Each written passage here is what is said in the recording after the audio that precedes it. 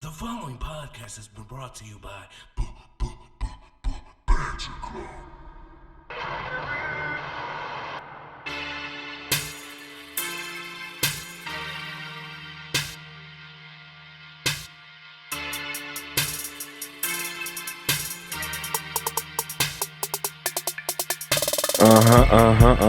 Porn and goodies.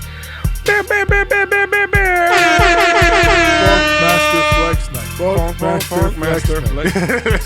I believe it goes a little something like this.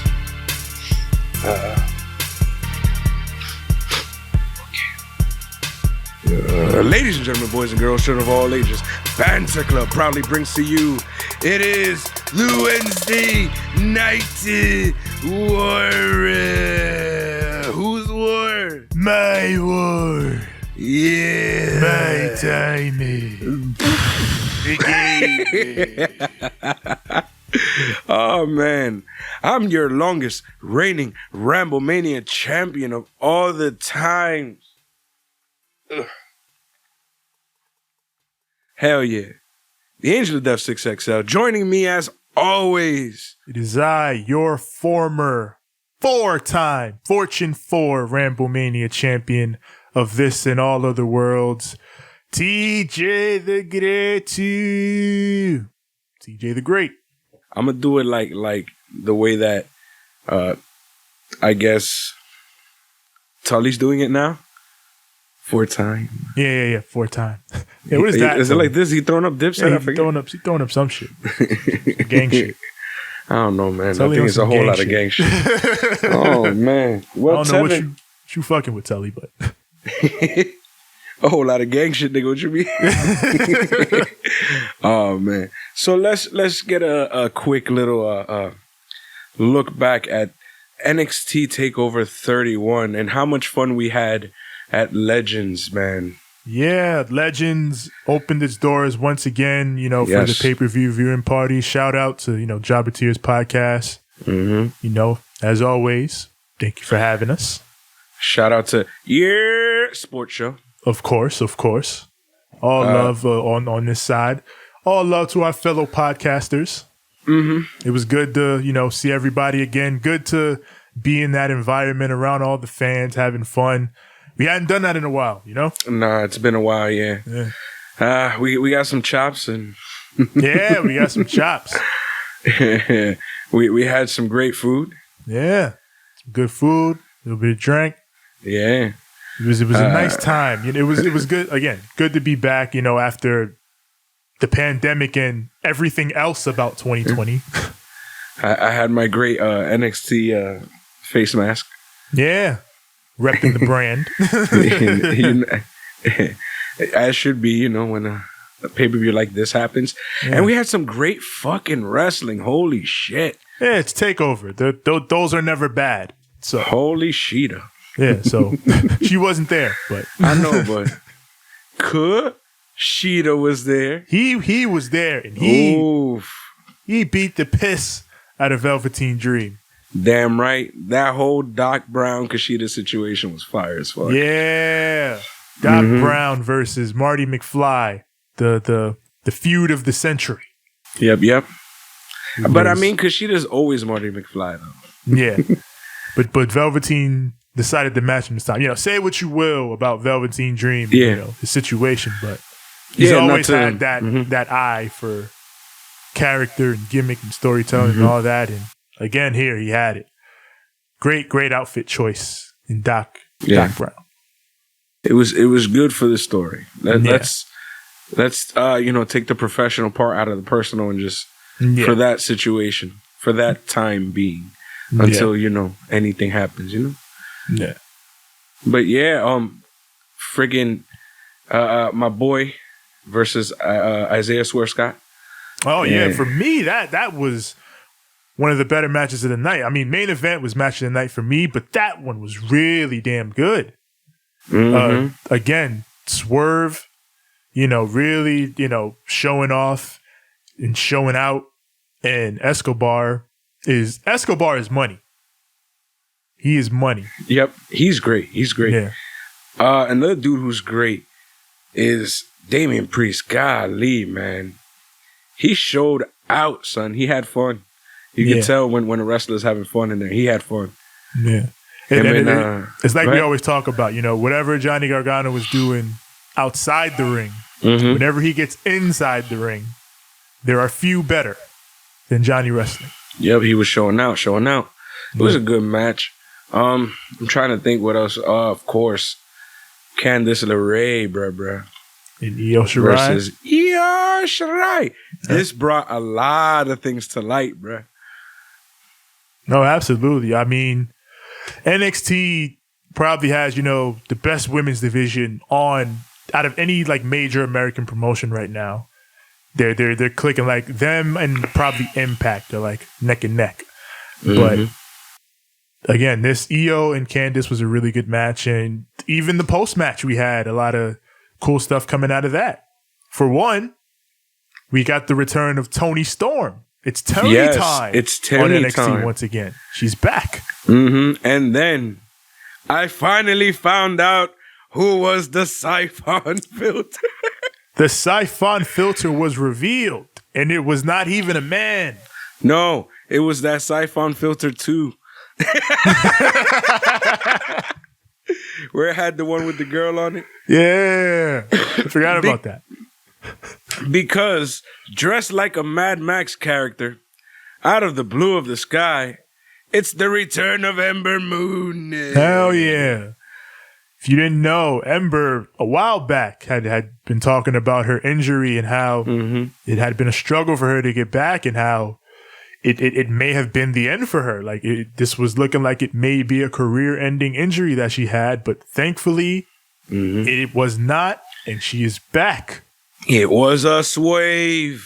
Yeah. And back on NXT at that, the place where Ember has always shined the brightest. And you know what the thing is, too? I feel like at this point, there's NXT guys and guys who can move up to WWE. That's what I think it is now. Because there's guys who, they're from NXT, they get on the main roster and it just doesn't work. And it's because their style, their promo style, their wrestling style, who they are as a character does not work with all that confinement of the main roster. Like, I feel like there's certain guys who can adapt to that. I feel like Keith Lee has adapted quite well. And that's one of those things where it's just like, she belongs here on NXT. She's for the NXT fans. She's for that, for this, she works well. For the main roster, I felt like she was lost.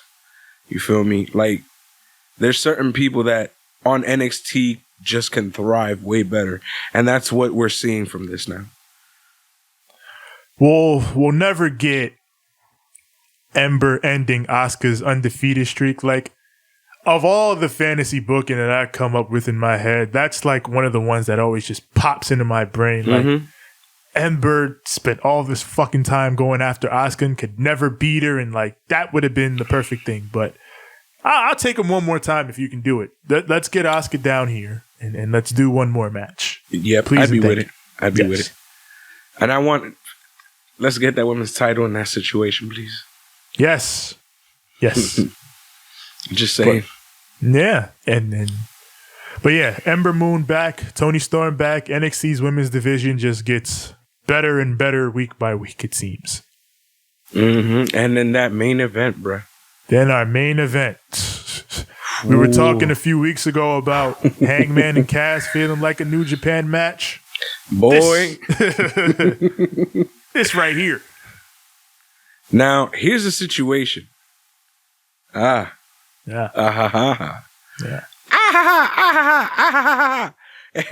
Fucking man dark. But yeah, here's the situation. At the end of that match, I mean, the way it ended to me was just so empty. And I was like, something wasn't right there. Tevin was like, no, it's fine. He won that way, I guess. That's his finisher. And I'm like, something wasn't right there. Like, that wasn't supposed to end like that. That was not supposed to end like that. And then, on NXT today, we find some things out, and I'm like, that makes a lot of sense now. So, With that said, TakeOver 31, a solid show. The CWC, the Capital Wrestling Center, which NXT Tonight is also taking place there, and from here on out will be taking place there. I really liked it. I really liked the Capital Wrestling Center a lot more than I liked the Thunderdome. I liked it better for the pay-per-view, by the way, but I don't like it that much for the actual NXT show. No, why not? I feel like they amped up more the faux crowd noise. Yeah. Like they made it really hokey. I felt like it solved my big issue with the Thunderdome and the crowd noise in that they had people there making noise, so you don't have to have as much crowd sweetening audio. Like it blends together. So it sounds like a more natural, authentic crowd experience. Like, and in that case, it sounds like there's more people there than there actually is because they blended it well on TakeOver. Yeah. So for that reason, I really like the Capitol Center. I like the setup, like, you know, the cage surrounding the barricade around looks the dope ring. as fuck. Yeah. Yeah. I like the fact that the virtual screens with the fans are higher and they're more flat against the wall. Yeah, but that's for a reason. They don't have as much space. Yeah, it's not as much space, but just like aesthetically, it comes off better. And like I said, having just like the NBA, having actual people in front of the virtual people. Yeah, I just think the visual, it's a better supporting visual. Like if WWE could do their regular shows here too, that'd be cool. But I get why they like the Thunderdome, pal. Fuck you. Thunderdome. Because Vince set it up like a real crowd. Yeah. Get out of here, man. Go home with that. This was way better. Yeah. I just didn't like it on the main show because they added way too much volume on the crowd. Way too much emphasis on them. And with that being said, hold on, Tevin. It's about time we do a little something. It's about that time. Oh, yeah. And before that, I like the fact that they named it the Capital Wrestling Center. Oh, yeah. Of course, after Vince's dad and his Capital Wrestling venture way back when. So. And with that being said, it goes a little something like this. Tevin. Yes, sir? Are you ready? I believe I am ready. No! I said, are you ready? I am ready. Then, for the thousands in attendance, and for the millions watching and listening at home, wait. And for one title belt that, for God's sakes, must be cursed. Let's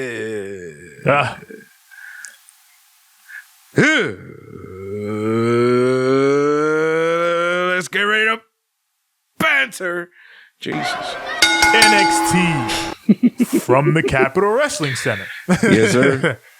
We open this show with a match, and a hell of a match at that. Hell yeah. Tommaso Ciampa versus Kushida. Why not give this to me every week? Right? Give me all of this. Yeah. I want it all. And like that SmackDown theme? I want my favorite SmackDown theme, the best one. Real shit. Hey, it's my life. My time, my rights, my rhymes. All that shit. Fucking John Cena in the background throwing up a chain and shit. Cornball. Eddie Guerrero turning into Chavo Guerrero, turning into Eddie Guerrero. That shit was so cool. Yeah. It was like the Lion Cheat and Steel squad just flipping in between each other. It was weird. Yeah. Then you had, Shelton Benjamin and Charlie Haas. Shelton Benjamin was my shit back then. He was like, I wanted him to do everything. And then I thought they were going to do it with the whole gold standard thing, but it went nowhere. Yeah. Man, I ain't gonna fly too much off track. Yeah. Anyways. That intro was cool. Yeah. But yeah, I too would like more of Tommaso Ciampa and Kushida, especially because we don't get a finish to this Tommaso Ciampa and Kushida match. because fucking Velveteen Dream, turns out, the devil is not dead. Nope. He's back and he's here. He interferes. He takes out both of them, and somehow Ciampa is declared the victor by DQ. But Ciampa's not happy about that. Hell no. Yeah, he's like, that's not how the fuck I want to win. No one will survive. When does he ever like winning like that? Yeah, this man survived. That's not how I get down. No one will survive. No one. Yeah. So Tommaso Ciampa's not happy, and Kushida, he ain't that happy, but fuck it. He poses at the top of the ramp like, I'm gonna whoop Velveteen Dream's ass next time I see him. That's on God. You know what I find funny? Kushida's little boots. Tiny little boots. I wish he just went out and found the goddamn sneakers. Yeah. Someone get that. Can we get some sneakerheads to They Shane have McMahon. them. They're out there. Yes. Yeah. Shane, come on, man. You got all those connects. Yeah. You're a sneakerhead, Shane. Kofi, come on, dude. Yeah, come on now. Bruh. Hook our homie Kushida up. Bruh. Come on, bruh. Help a brother out. Good match. I had fun with it. Too bad I had to end this way. Hell yeah. Yeah. I would definitely like them to go back to that match in future. And I think they will. NXT is usually when NXT does DQs, it's for a reason. Like they don't, bullshit out DQs like that for no reason. So hopefully we get more follow-up. I'm happy with the Kush. Yeah.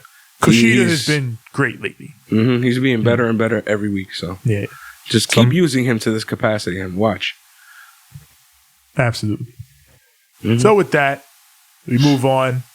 And Ember Moon is back. Ember Moon is here. Yep. She hits the ring. She talks about, how long it's been since she's been here in NXT. And how for the past 14 months, she's been in isolation, trying to heal from that injury. She says she used that time to find Ember's Law, she says. And she says that means that no one is going to walk all over me. No one's going to tell me what to do anymore. I'm making my own path. A lot of things have changed, but the one thing that hasn't is that I still want that NXT Women's Championship. And with that, you speak of my title, and here I come. Io Shirai comes down to the ring, stares down Ember Moon like, do you want this smoke? But Rhea Ripley also comes out right after that. Yep. Because this is my brutality. Not yours and yours. This is mine. So Rhea, she stands at the top of the ramp. She says, I love that attitude, Ember. You know what? I agree. You do deserve a title shot. But before she can say any more, before she can throw a butt or anything else in, Dakota Kai and Raquel Gonzalez jump her from behind and they take her down. Ember runs up the ramp to make the save while Io's like, oh, damn, that's crazy. Damn. And she just hangs out in the ring. And evil motherfucker, yo. Evil. So the four ladies up top of the ramp, they brawl. And then William Regal comes out and is like, all right, sunshine. It's enough of that. Him and his goddamn sunshine. He sets up a tag team match, channeling the great Teddy Long. Yeah. For our main event tonight. Dakota and Raquel versus Ember and Rhea. With the shits. And somebody tonight also goes one-on-one with their version of The Undertaker. Yes. Oh, shit. Oh, what took a bump? Everything. One moment, please. We got Drake Maverick. He pulls up to the arena.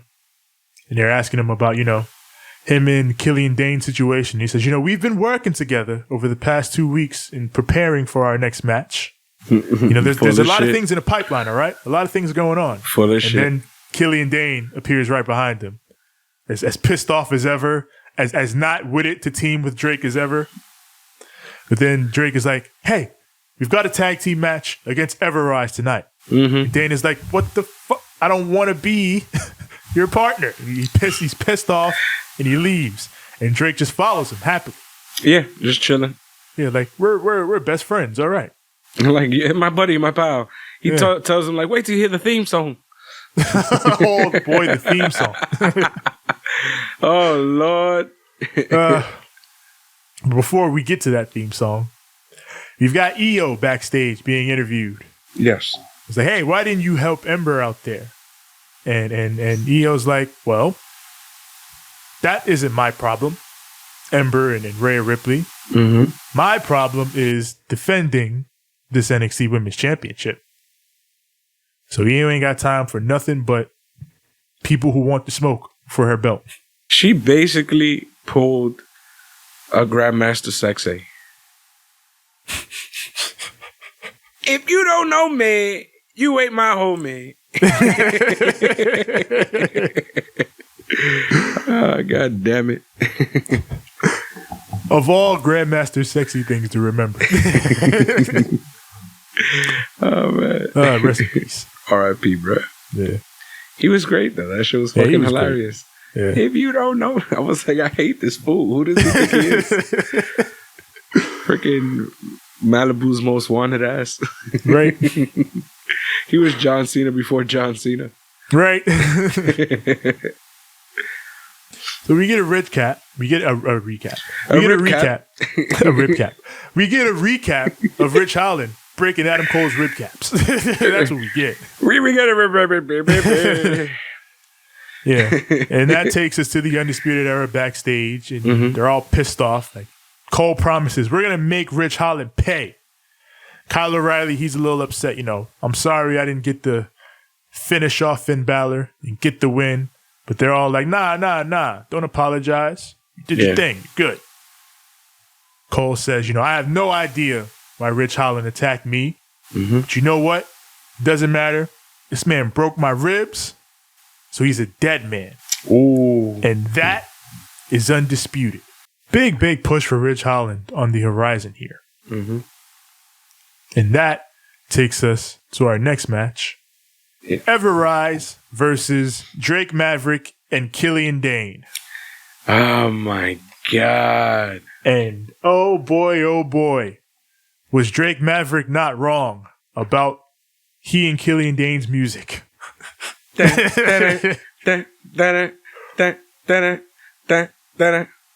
It's not unusual to be loved by anyone. No, that wasn't it. But it was. I wish it was close. That. That'd be great. It had that same cheery kind of note to it. Yeah, very cheery, happy whistling going on. Yeah. Drake is doing a little dance to it. Drake is full on Carltoning right now. Trying to get Killian to do it with him, and Dana's like, "What the no?" He's like, "No, get this music off." Wade Barrett, he just, what the hell is this? This man over here is like, stop whistling. Yeah, Killian Dane hates it, despises it. Yeah, completely. Yeah. So, first, this man, Killian Dane, he throws Drake into the ring. But then he's like, go stand on the apron. I'm going to start. So he starts the match. But Drake blind tags in almost right away. And that pisses Dane off. So there's a little back and forth between them throughout this match. And then Everrise, they eventually take over. But Dane, he's like, all right, fuck this. He blind tags his way in. Starts to clean house. Fucking takes Drake. Power bombs him onto Martel. And Drake is dead, laid out. But so is Martel. So it counts as a pinfall. Oh, man. Ref counts 3. Dane and Drake, they win. And there go the young fucks. So Drake, did I say that out loud? You may have. So Drake, he comes to, and he celebrates and he's happy. And he's trying to get, trying to get Dane to get with it and dance, but he kills Dane punches him, knocks his lights out. But he does something he's gonna different, leave, though. Yeah, he does something different. But then he turns around and he's like, picks him up, puts him over his shoulder, takes him out. So like I said before, they're growing together. Their relationship and friendship is evolving. One day, Killian Dane's not going to punch him. And it's going to be a nice moment. I think Steve Urkel said it best when he said, "I'm wearing you down." He sure is. I like that Drake is getting to like be Drake Maverick, or Rockstar Spud. He's getting to be that lovable, goofy goofball, underdog babyface character that he's so good at being. Yeah, it's like we love him. We can't. How do you hate this one? Yeah, how can you hate this guy? Come on now, Drake Maverick. We get a video package, covering the return of Toni Storm, or highlights everything she's done here in this company. Former NXT UK Women's Champion. And there. Yeah. Here, there, everywhere. Everywhere. So, we move on from that. We see Johnny Gargano and Candice LeRae. They're walking the dog. Yep. With matching fucking jumpsuits. They're that couple. Cringe. They're that couple. The amount of cringe is unfucking healthy. With that being said, they find a TV in front of their door, I believe. Yeah, Johnny, as we know, has been, upset for weeks about his TV. Yep. He wanted to watch Madden, you know what I'm saying? Yeah. And play some Madden and... Yeah, he's got things to do, and this new TV is apparently gifted from Indy Hartwell. And immediately Johnny goes, "Who in the blue hell are you?" Yeah. So they just take the TV inside, and that's where we leave them for now. Mm-hmm. Next match on the card, Austin Theory versus Leon Ruff. Yep. We've that seen name Leon is Ruff. just too close. I'm sorry. Yeah. Especially considering where we've seen him in the past in the cruiserweight division. Mm-hmm. Yeah. Yeah. But Leon Ruff, he's here and he's talented. I like Leon Ruff. Yeah, he's good. Yeah. But this was mainly a showcase for Austin Theory. He's taken some recent L, so I guess they wanted to give him a quick little showing for his efforts. And Leon Ruff, he looked decent here, though. So I imagine eventually down the line, we'll see Leon Ruff do some more because he's signed and he's been around. Yeah. I hope just like the other dude, what was his name? Who? They gave him a new name now on NXT. What was it? Something Adonis. Oh, Ashante Adonis. Ashante. Oh my God. I remember when I saw it, I was like, really? That explains some sideburns. But like, it's just like, wow, son. Wow. Like, I like that they gave him a new name, and hopefully Leon Ruff gets a new name because it's just too close, man. Yeah. You're too close, man. You're too close. So, Theory, he's celebrating and talking his shit. He gets on the mic. He says, "You see that right there? That's what happens when I get the chance to warm up. See, I was cold the last time we faced off Adam Cole. And I know you're injured now, so you ain't going to be able to have another match with me. But trust me when I say I am the future of NXT, and there ain't nothing you can do about it." And with that said, you know what happens around here on NXT when you talking too much shit. Shouldn't have been talking shit. He looming. He's always looming. You should have been talking shit. He is here. Do you see me? Talking all that shit. You see this man? You was talking all that shit, and all of a sudden, I smelled it. And when I smelled that shit you was talking, I had to put you in your place. I'm gonna make you go night-night. Talk too much shit? You summon Dexter Lumis. You ready to go night-night, nigga? Everybody go night-night. That is NXT's Bloody Mary. Talk too much shit, Dexter Lumis shows up in the mirror and takes you out. I like the smell of your perfume.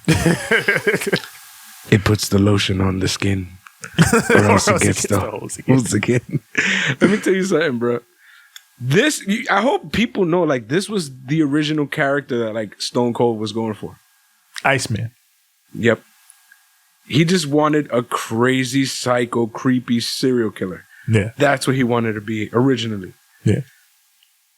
But then he realized the reaction he was getting when he would throw in parts of himself versus just that cold, calculating character that he was coming up with. Yeah. And like that's what made him become the guy that we all knew and loved. But if he didn't add that, he would have been Dexter Lumis. Should have been talking shit. I know. He should have been talking shit, son.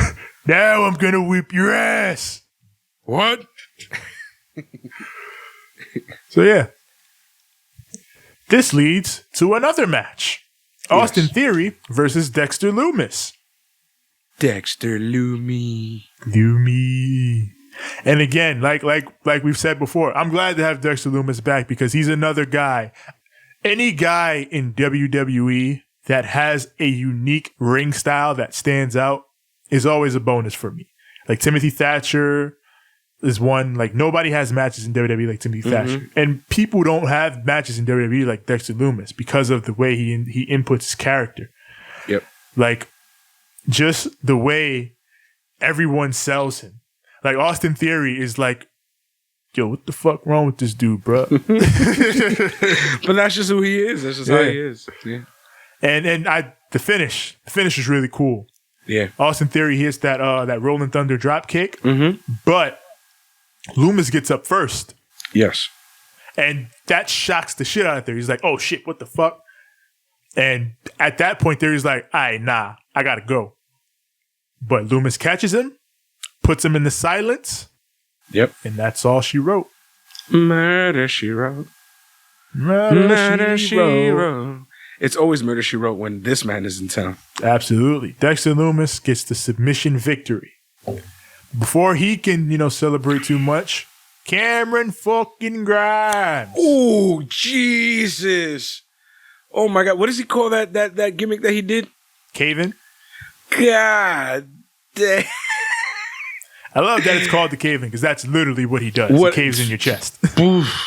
So he literally just comes running at 100 miles per hour straight down, hops into the ring and just boom right in the middle of Dexter Lumis's chest. And I was just like, he murdered him. He absolutely murdered. It looked so mean, bro. Then he gets down and he's like, when I ask you a question, you answer me, freak. Jesus. Do you think you're The Rock now? You sick freak. Apparently he does. Yeah, maybe. Just a little bit. Yeah. Not a lot, baby girl. Just a little bit. So that takes us to Dakota Kai and Raquel Gonzalez. They're interviewed about their tag team match coming up. Raquel, she says, I'm going to take out Rhea Ripley once and for all. Because, they've been beefing. And Dakota Kai, she says... That's their thing, yeah. Yeah, that's their thing. Dakota, she says, if Ember Moon wants a title shot, she better get in line and get behind me. Because no one's getting a title shot before me. It's beef. It's beef. And then why does this presenter have that was it late 90s, early 2000s crimped up pop star hair? I was not digging it, presenter. What's her name? Is that Mackenzie? Is Mackenzie back this week? I don't know, man. I don't know these interchangeable ass.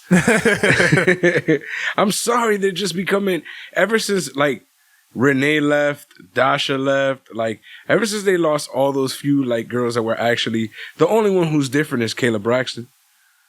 It was Mackenzie, but I like Mackenzie. Mackenzie, she's getting better. It's still interchangeable.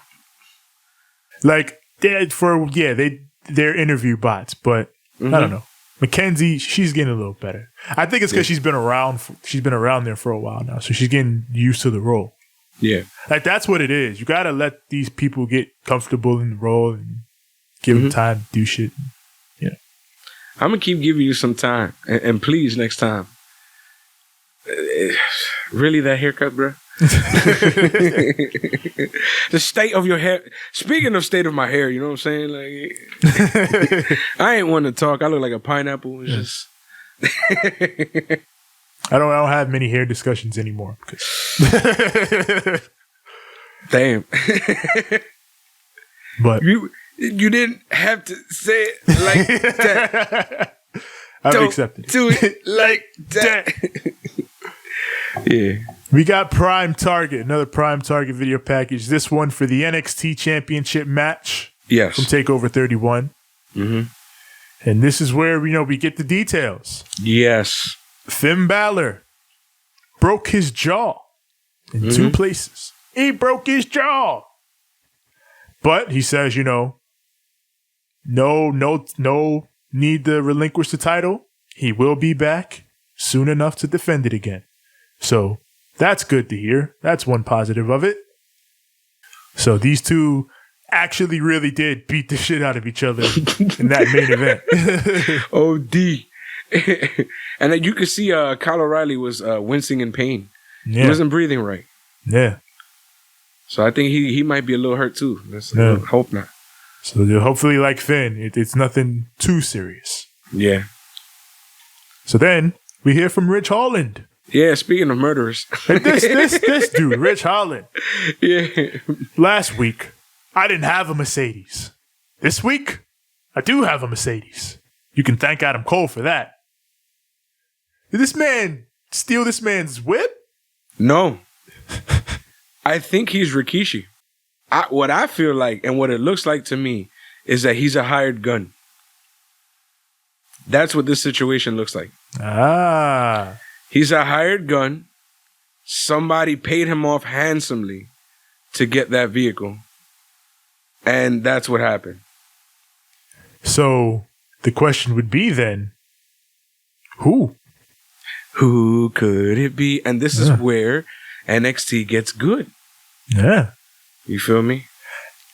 Remember NXT's last Whodunit? Yep. That was fucking great. So hopefully it can live up to that. It's like the indie situation. Yeah. Where like they've been learning how to plant seeds now.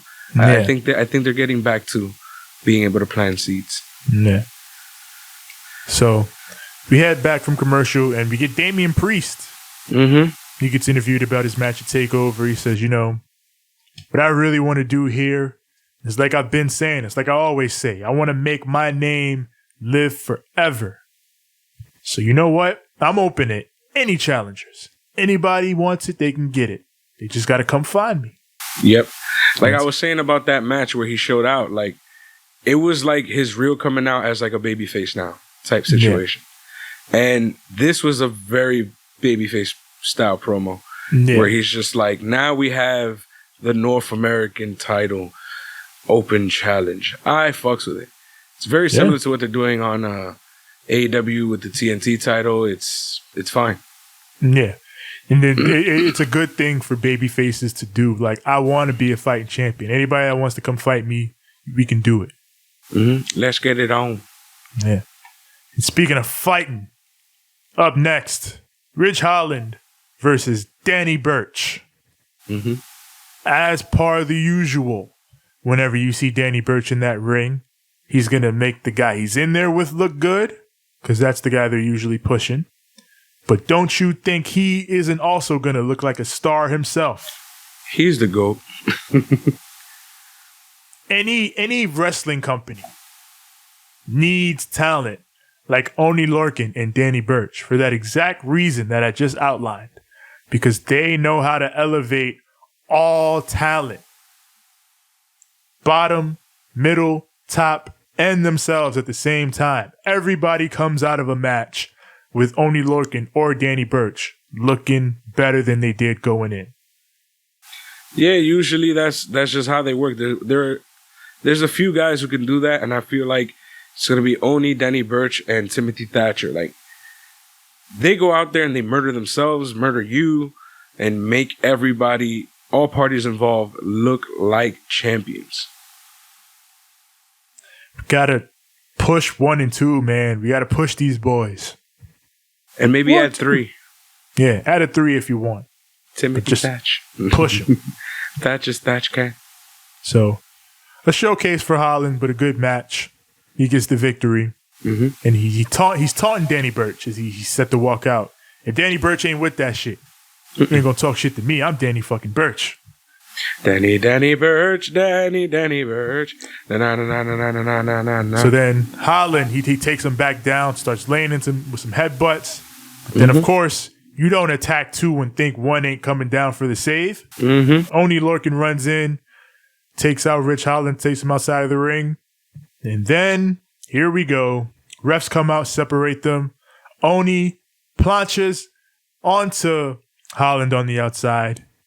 And here is where I think this show is the cursed. thing that's cursed. This entire show is cursed. So after this happens, you know, I think we came back from commercial break or something. Yeah. And then you just see him laid out on a stretcher. And it looks bad, man. And he does the thumbs up as per usual when somebody is in the situation. Yeah. And the crowd politely applaud him. And, you know, it was just, no, not another one, man. What the fuck? It's it looked bad. So Rich Holland is more than likely going to be out for a little while. And, you know, best wishes in his recovery for sure. It sucks, man, because he was on the verge of a big push. Like, he's about to feud with Adam Cole. So they obviously had big plans for him, but now that's on hold. Real unfortunate situation. Let's hope and pray that good comes out of that. Yeah. Hopefully he takes some time off. It helps, you know, when he recovers, he gets better, you know.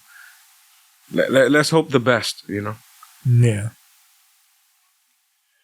So that's that. Poor Holland is out of here.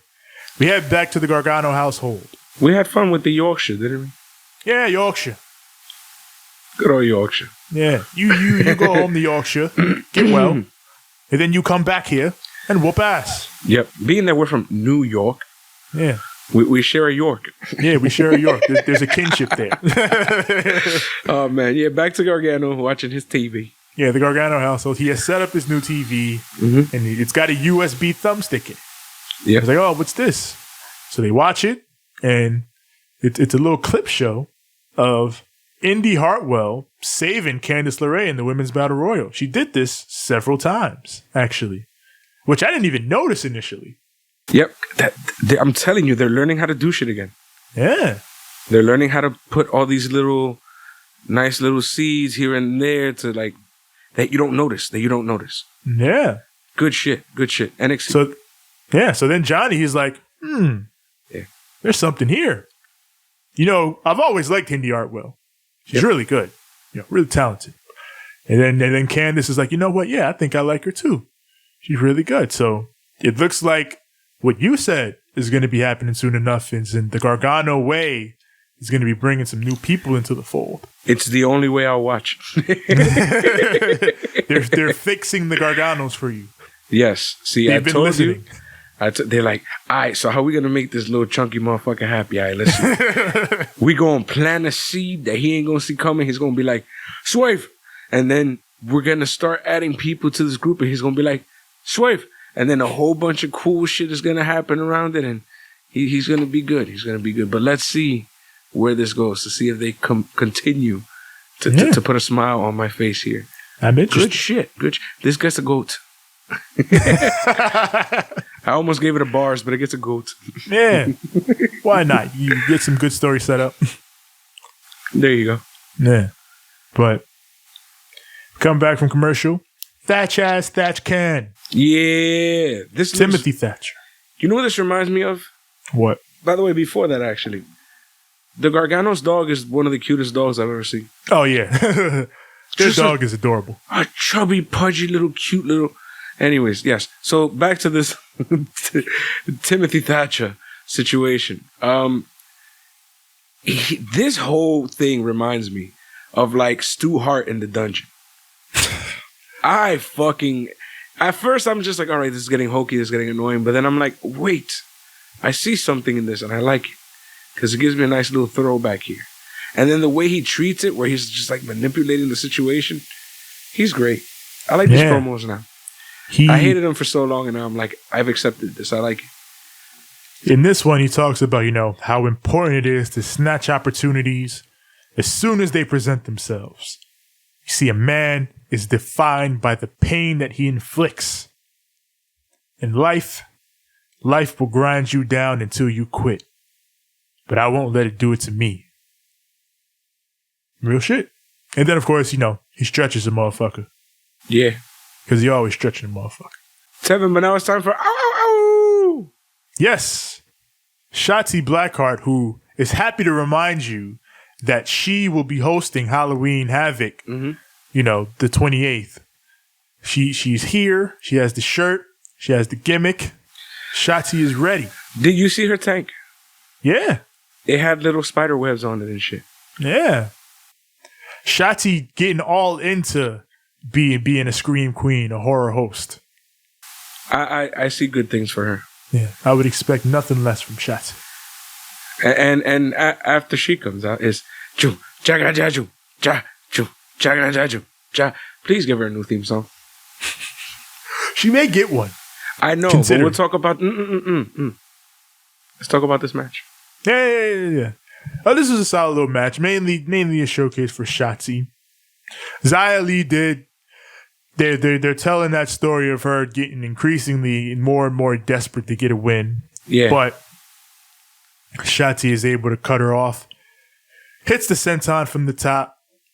Covers her. Gets the 3 count and the victory. She celebrates, and once again, poor Xia Li sits in the corner, dejected, upset, depressed. But she looks in better shape, by the way, too. Oh, she looks in great. Like, she jacked. Xia Li is jacked. But damn, it reminds me of Charlie. Charlie Caruso is like a real jack. Yeah, gorgeous, but jacked. Gorgeous though. Go ahead. No, I was gonna say. I think after this match, we see somebody that we love. Yeah, big homie Boa. It's our boy Boa. In a suit and shit, looking dapper. Yeah, looking badass, bro. Yeah. So Xia Li, she's sitting there looking upset. Boa comes down. He's got his suit on, and he hands Xia Li the letter. She opens it. She reads it. She's like, okay. And she leaves with him to the back. Is it wrong that when he handed her the letter, I was like, we just got a letter. We just got a letter. We just got a letter. I wonder who it's from. Boo! It's either from Boa or whoever Boa seems to be representing. So that takes us to the main event. It's time for the main event. Dakota Kai and Raquel Gonzalez versus Rhea Ripley and Ember Moon. Yes. And Ember Moon, her first match back in the ring in 14 months. Hell yeah.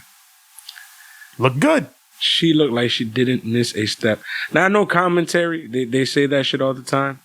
But, like, legit, she went out there like, I never missed a moment. I've been here this entire time. You know what I'm saying? It's you can tell. She's been waiting to do this. She was beyond ready to get back in there and do this. In her promo, you could hear it. Like, she was trying to stay straight-faced. Yeah. And even though that promo was a bit corny, but you could see her trying to, like, stay straight-faced and do the deal, but she was just super, uber excited. Yeah. Mm-hmm. And then she got to show it off. And it was like we said, she has clearly adapted, much like, Daniel Bryan and others who have suffered major injuries have. They've adapted her ring style to make it something that, won't be as hard on her, but will not, take away from her entertainment value in the ring. Yep. She's got some new moves. I like that she switched up her style. I enjoyed that. The fact that she actually put some thought into it, and it felt organic and refreshing, and it was dope. And then on top of that, she still has her finish. Yeah, still does the Eclipse. Mm-hmm. And that's like my favorite thing. That's my favorite offensive move from her, is her finish. Yeah, it's such a cool finish. Like, like even on the main roster, that was always one of the things that no matter what else, that would always get over the Eclipse. Yep. Yeah. So, Finish of this match, it breaks down. She goes for the Eclipse on Raquel, but she's able to block it. So Rhea grabs her. They fight over to the announce table. Dakota kicks Rhea while she's holding Raquel. So they just they get set toppling over the announce table. They fall over. Ember Moon uses that opportunity to hit Dakota with the Eclipse. She pins her, gets the victory. Beautiful. And then post-match, her and Rhea celebrate. And then, of course, they have their little stare down because, we cool, but you want that belt. That was a cool moment, yeah. That was that cool moment at the end where it was just kind of like, I fucks with you, but don't get in my way. It was like, I fucks with you, but just know I'm gonna get in your way. Yeah. And it's like, I see you when I see you, then I see you when I see you, then. But it's all right for right now. For right now, it's all right. Let's celebrate. Celebrate good times. Come on. And that was NXT. That was NXT. A solid show coming out of TakeOver. Set up some more stories. We got back into that Drake Maverick, Killian Dane story, the fun odd couple. It's Kane and insert small guy here. Right? Yep. But, unfortunate situation with Rich Holland, but, the show's cursed, man. It's cursed. Definitely cursed. And cursed. Now that I heard O'Reilly might be injured, I'm scared. Yeah, hopefully Kyle can be back in due time, because I'd hate for him to be gone where he's getting a big push. I know there ain't no such thing as halfway crooks, but my mans, I am shook. Right? Yep. I'm worried, but that was NXT. Let's pray to the heavens that we don't have a problem here. And that everything goes good. Yeah. All right. So we'll be back in a couple of seconds for E-Dub. E-Dub. And now, here we are again. Because every time we do Dynamite second, it always fucks me up. Yeah, you fucking up. So I'm gonna. It goes a little sound like this. Tevin, give me a second. Oh, Tevin, are you ready? Of course. It's time to light the fuse. And the boom, it's dynamite. Dynamite. All the booms and all that. Dynamite. Dynamite. Stupid. Oh man. And this is the 30th. Well, it's not the 30th anniversary. It would be the 30-year anniversary. Yes, 30 years of Chris Jericho. Which would technically be the 29th anniversary, correct? Yeah. But it's the 30-year. You get what I mean? Yeah. I remember. I also remember WrestleMania 25 where they kept saying 25th anniversary and everyone kept saying it's not though, because it's the 25th. It's not. But it would be the 24th. Yeah. Because the anniversary is you don't do the anniversary for the first one. You do it for the second one. So that's when it. Yeah. When you start dating your girlfriend, you don't have the anniversary the first day you start dating. This is our dating anniversary. Your dating anniversary is a year after. Yeah. So that's how you do that. But nonetheless, we are here celebrating 30 years of Chris Jericho's career. The craziest 30 years I could ever think of, man. He went through everything and back. He's been through a roller coaster that very few could even think about. It's like I go back and think about when Steve Austin started, which was around the same time. And it's just like, I think it was like a year before maybe. And it's an insane ride he's been on, you feel me? Like, just think about that. Like, he's been through WCW. He's been through Japan and then Mexico and WCW. And back to Japan. Wasn't he like super, like Thunder Liger or some shit? Yeah, Super Liger. Yeah, he was Super Liger. And he was freaking everything. Corazón de León, as he always likes to say. Yeah. Even though the way you say it properly is Corazón de León. Now, Corazón de León. Corazón de León. He's mad French, bro. You're not French, it's Spanish, bro. Corazón de León. You feel me? Anyways, past the Spanish lesson. This was fucking, like, think about it. What else? WCW, fucking beefing with Goldberg. Goldberg didn't want to do it. Goldberg was being weird. He was like, nah, bro, that dude is mad small. Gets to WWE, wins both the titles, and tells Bill Goldberg to fuck off, basically. Golly, man. It wasn't you who wanted Goldberg, it was Jericho. Remember that. Right? It wasn't Austin, it wasn't Rock. It's crazy. Like he always said, he beat Austin and Rock in the same night. Yep. And became the first ever undisputed champion. Then after that, he was all these different versions of himself. You know, remember when he decided to be a laughing mute? Yeah. Trollico. Fucking Save Us 222. Yeah. King of the World, Chris Jericho. Yeah. Maybe the better one. Honest man, suit wearing Chris Jericho, calling everyone hypocrites and parasites, and holding his tie like this and going, I am the best in the world at what I do. Do you understand what I'm saying to you right now? That Jericho, man. Wasn't Hager his boy back then too? Yeah. but that Jericho. Yeah. Oof. Man, like, from Jericho has always been one of my favorites. Mm-hmm. And I always say this. From the time I saw him in WCW calling Dean Malenko Stinko Malenko. From that day, I was like, oh, this guy's funny. Then he's in the ring. He can wrestle. From the moment he introduced Rufus. Yeah, Ralph. He's always been a complete package. He's always been willing to reinvent himself. That, as we've seen, he's the king of it. And then, like you said, there are not many guys who can not only say they've seen virtually like everything in the past 30 years, but to still be doing it after 30 years at this level is honestly incredible. Yep. From arm bar to arm bar. Exactly. There's some arm drags in there too, but they're mostly arm bars. Arm bar. So, Jericho 30. Shall we get to it? Let's do it, man. Let's do it. Are we gonna talk? When are we gonna talk about the celebrities? As they come up. All right. Yeah. So we open the show with the montage of the AEW wrestlers. They're all sharing their favorite Chris Jericho moments. And, you know, since the vast majority of Jericho's career on tape is owned by WWE, they can't, show or do much with most of that. They just use all his AEW stuff. Yeah, so they're just like, hey, here's all these great AEW moments he had, which, fair fuck, it's only been a year, and look at all these great AEW moments Jericho has had. Yeah. Just another testament to how great he is.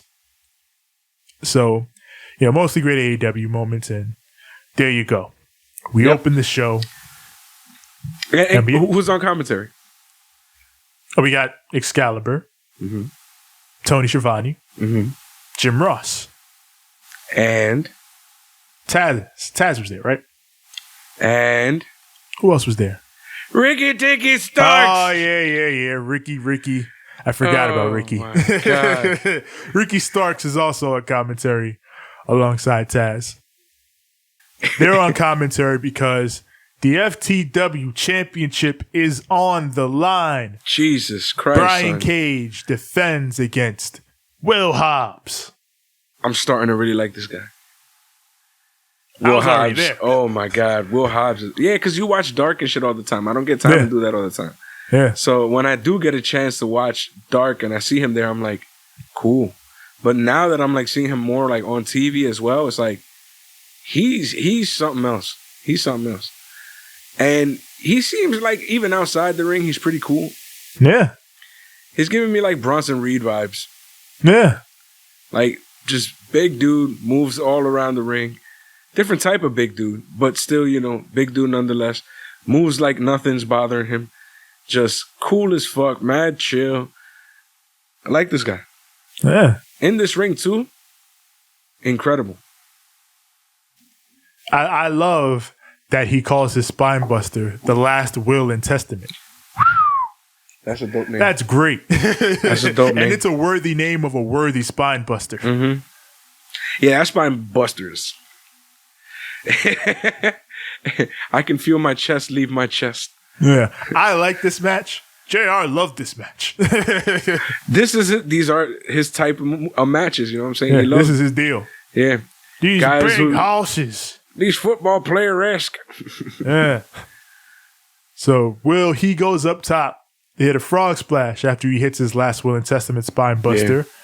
But Cage moves out of the way. He's able to hit the drill claw, and he retains his FTW championship in a solid-ass horse match. Yeah, it was. I'm not even going. This was one of the best like big guy matches I've seen in a while. Like at first I was just like, yeah, whatever. Then I started like getting into it. I'm like, this shit's really, really good. And then towards the end, I was convinced that this was like one of the best big guy matches I've seen in a while. I loved it. Another thing too is like, did you see the lats on the Brian Cage, bro? He looks fucking gross, bro. He's beefy as shit. It looks like when he goes like this, he's a fucking cobra, just like, golly, son. What do you have to do to get like that? That's insane. You know what you have to do to get like that. Damn, we don't talk about that, bro. Yeah. But hard work and exercise. Yes. Mm-hmm. And a lot of pre-workout, your amino acids, all that good shit. You know what I'm saying? Yeah. It makes your shit smell even worse than demons. And eating all those Brussels sprouts make your pee smell and look even crazier. So it's all good, but at the end of the day, you look like fucking King Kong times 10. Yeah. Golly, son. So yeah, at the end, Taz. Yeah, Taz, he gets the match. He says, you know what, Will Hobbs? It was very impressive. You are an up-and-coming star in this company. That much is obvious. So I'm going to give you two options. Option A, you join Team Taz. Or option B, you don't join Team Taz. Mm-hmm. And Ricky Starks and Brian Cage beat you down right here and right now. But as soon as we hit that, Darby Allin hits the ring. Skateboard in tow. Runs off Team Taz. It appears we have our answer. He ain't staying with that. He's staying with, John Moxley's son over here. You know what it is, man? He basically was like, yo, it's like when you see that kid that's falling on hard times. Yeah. You know what I'm saying? And some big hole mafioso looking gangbanger pulls up to the block and says, hey, kid, why don't you join the squad? I saw how you held your own against my guy here. I think it's time. Or else. And then homies from the block pull up like, nope, you ain't gonna do none of that. Fuck out of here. Get out of here with that nonsense. Nope, that's the homie. About? Fuck out of here. Y'all gonna leave him alone right quick. He got people. He got friends. He don't need motherfuckers like you. Peace. Yeah. Gangster shit. That's the end of that. That's what growing up in the hood do to you. You see shit like that. Yeah. So, yeah, Darby and Will Hobbs stand together in the ring. Taz is like, you're going to regret that, Darby. Very pissed. He's always pissed off at Darby. Yeah. Darby's so cool. Yeah. I like turtles. I knew it. But it's time for our first round of celebrity shout-outs. Chris Jericho. Go ahead. We got Slash giving a shout out. Dennis Miller giving a shout out. Yes. Ted Irving, hockey legend and Jericho's dad. His daddy. Giving a shout out. My son. New York Rangers legend. Yeah. And of course, we got Bully Ray. Yes. Who pops a little bit of the bubbly. But he didn't even say shit, though. Yeah, he didn't say anything. He just drank his bubbly and was just like, Judas was playing and he was like, Yeah. What? I guess that's all he needed to say, Say less. Yeah, say less. Here's to you. Facts. And the big one, motherfucking Hiroshi Tanahashi. Go Ace! The Ace. Go Ace. I have no idea what he was saying, but I was like, yeah, go Ace. With the fucking New Japan logo right behind him. which is, speculation is that they're going to have a partnership soon. So, man, there was a lot of references to New Japan on this show. Not just New Japan, but another company. Yeah.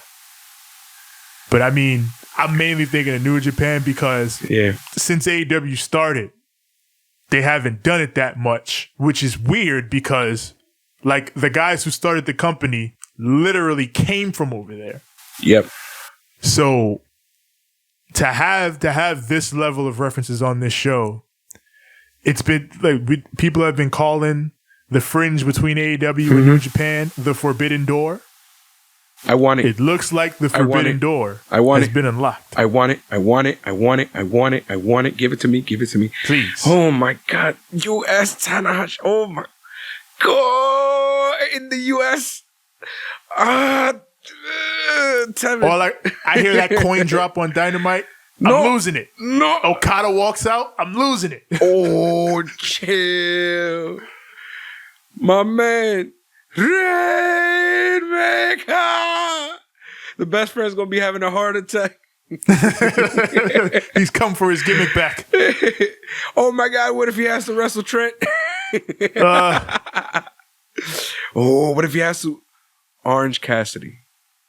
We can finally get Minoru Suzuki versus Orange Cassidy if they're really trying to do shit. Ooh, chill. We lost that from Spring Break.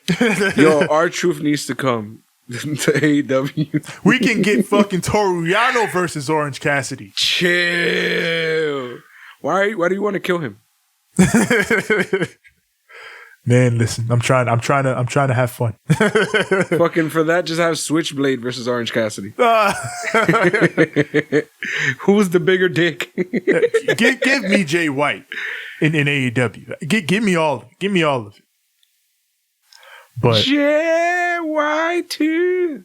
Yeah, the Forbidden Door seems like it's breaking down. Tanahashi here, congratulating Jericho on his 30 years, referencing their match together from Wrestle Kingdom this year. And he says, I want one more match. No, I want 10 more matches. I did not understand what the fuck that man was saying. I just heard, I was like, okay, yeah. I'm just glad you're here. The ace of the universe, Hiroshi Tanahashi, showing up on AEW Dynamite. That shit had me really excited. Hell yeah. But you saw, I messaged you. Yeah. You was like, go Ace! Go Ace! She was great. Oh, man. I kept hitting you up too. I was at work, by the way, so it was like, and it was extremely dead. So I was just literally just sitting down watching wrestling. We got MJF in the back who wants to give his own Jericho story, a memory. He talks about how Chris approached him earlier on, very young in his career. And he wanted to thank MJF for being such an inspiration to him. Fucking MJF. Memeing himself in Jericho 30. Always. And then didn't he say that he's like gonna come out later? Yeah, he said, I'm gonna be out there later after your match to celebrate with you because I've got to be out there. We're so important to each other. He had some plans there. Yeah, I've got some major plans for you tonight, Chris. Seeds. I've got a nice gift, so we're gonna seeds. And now it's time for a 20-minute brush with greatness. AEW World Tag Team Championships on the line. TH2, the Hybrid 2. Jack Evans and Angelico versus FTR with Tully Blanchard. You know how I feel about both these guys. Love them. Hell yeah. Friggin' Angelico can fly from Jesus Christ and contort his body in ways, and Evans is like an OG. Yeah. Yeah, he did do a twist and senton, and like he didn't land on Dax. Yeah. But his foot did. Yeah. So it was like a senton kick. Yeah. But it was mad weird. It was like a botch, but then, commentary in AEW is great. Yeah. Oh, his foot was hurt. Remember, they were beating up his foot, and then they turned it into a thing during the match. So yeah. Good on them. Freaking, the Revival was just so aggressive. Again, every time it's always such a good styles clash in FTR matches. Like, and I love how important the art of the double team and synchronicity. I love how all that stuff is so important in FTR matches. Like, it's not that it isn't important in other tag team matches, but you can tell it's a very noticeable point of emphasis in FTR matches. Like the double teams, the way you get out of the double teams. Like, to beat this team in terms of kayfabe and storytelling, you have to be like this. Yep. In sync. As a team. All the way. Yeah, you have to be completely in sync. And right now. Because they're in sync. Yeah, and right now, unfortunately, when it comes to Angelico and Evans, if you remember, it's just been Angelico on Dark mostly. Yeah. You know, so to have them both here and do what they got to do is Gucci. Yeah. But I knew that because they've spent so much time apart, something was going to give. Yeah. And FTR does indeed get the win. Combo top rope splash. Excalibur points out that could be a shot at the Young Bucks. The Young Bucks, who, by the way, are backstage watching TV at an unnatural angle. They're watching it hilariously. Which, normally I'd be mad at that. Like, hey, you don't do that here. That's for that other company. But no, they were doing this it is an extra, obvious little joke at that other company. They had their entire backs turned. Fuck Matt Jackson. Yeah. Like, Nick is like standing. Yeah, he's doing it. He's doing it. Yeah, he's doing it more like or less. He's doing it how they actually do it in WWE. But Matt has his back. His whole back to the screen. Like, so he's like his back, the screen is over here. His back is to the screen, but his neck is like that stretch. Yeah. That shit hurt. Like, bro. Yeah. And you know what? I love these silly little pot shots at WWE. Because, like, it's just silly wrestling tropes. Yeah. And it makes people so irrationally angry online. Like, why do they keep talking shit about WWE? Rent free. Like, yeah. It's a joke, bro. And you know what it is, too? Here's the thing. For the guys who do get it, it's a perfect little sprinkle of WWE does do that a lot. Yeah. That's a good little jab. Like, WWE knows they do it. Yeah. They've made fun of it, yeah.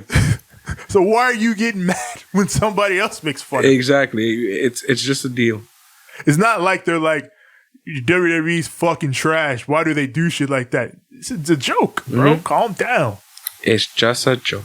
It's just a joke. And the Young Bucks always do this. That's their thing. They make fun of silly wrestling tropes. The Young Bucks make fun of themselves. It's what they do. And after they do this, right? Yeah. Don't they realize that the cameraman was watching them the whole time? Yeah, they're like, hey, this camera guy over here spying on us because in AEW, the invisible camera doesn't exist. Yes. Which, again, I love. Yeah. And then they turn around and they go, hey, what's our favorite move? And if you know the Young Bucks, you know what their favorite move is. Super kick party. And the poor cameraman is treated to a super kick party. Yep. And I think they said something like, how many more thousands is this going to be? Or whatever. Right? And then I think commentary was even talking shit about it because they were like, you know, they got to do something about these motherfuckers. Tony Khan might as well just start holding their paychecks. Didn't Skivon or whoever was there with Ross say something about they should take them off TV? Yeah, like at some point, are we going to suspend them or Which, do you think this is leading to the Young Bucks super kicking Tony Khan? That'll be fun. I know Tony Khan has said he doesn't want to be like a TV character. He doesn't want to do it. He doesn't want to be on TV. But it would be fun. Yeah. And it's not like it would make you like, you know, a character or anything. No, it would just happen once. Yeah, just once. So I'm with it. Do it. Do it. Yeah. Oh, man. So after that, we get the best friends. And they've got some visual gags with them this week. They got a picture of FTR dressed as hot dogs because, you know, they're weenies. FTR is not happy with this weenie shit. So they get into a brawl with the best friends. And then it gets announced, guess what, weenies? Turns out that us backyard wrestlers, we've got a shot at those tag team titles next week. And it's going to be regular rules, 60-minute time limit. Mm-hmm. So here we go. It's all set for next week. It's a straight-up championship match. FTR versus the best friends. Mm-hmm. It's about that time. It's about that time. They've been teasing it for a few weeks now, and here we go. So far, this is a pretty pay-per-view-esque card. Oh yeah, the anniversary show is looking stacked. Yeah, this one I meant this one, but yeah. Oh, this one was a good one too. Yeah, this was a pay-per-view-esque card. Like, think about all the people we have wrestling here. Yeah. Speaking about that, isn't there a match after this with 1,000 intros? Oh yes. TNT Championship on the line in a dog collar match. Big match feel. Cody takes on Mr. Brody Lee. And yes, they did their absolute best to make this feel as big as they possibly could. Greg the Hammer Valentine sitting in the crowd watching this match. And they sure as shit let you know about his history with the dog collar match, about how he had maybe the most famous one of all time with Roddy Piper in 1983. Yeah, bringing this up low-key made me sad. Yeah, because I wish the other half of this match was here. Right. Oh my God, can you imagine? Hot Rod here. Oh my God, can you imagine? They probably would have made him like the GM or some shit. They probably would have given him some, because he has to be on camera. Has to. And it can't be just as like a regular manager. He has to be doing shit, because he's one of like my favorite dudes to have in any kind of like managerial role. Like I'm talking about like, GM style mode or like a commissioner type thing, as every time he has a role like that, he's fucking great at it. He goes absolutely bonkers, and he loves his guys. And then the guys that he hates, he really goes after them. I would have loved to see him in this company, but it is what it is. And then fucking Cody, for some weird reason, has 5,000. So after they do like 1,000 entrances to this match alone, introducing this guy, that guy, the doctor, your mother, your auntie in the back row, Jim Ross on fuck. They introduced everything. The referee, the guy who put the mat on, the cameraman. Everybody was introduced, and then then after that, Cody has 15 intros to his song. It's like some Kane looking shit, and then bullshit, and then wrestling has more than one royal family, and then his song, and then pyro. He gets more and more pyro every week. Fuck. His pyro is out of control. I feel like AEW's pyro budget is just entirely Cody at this point.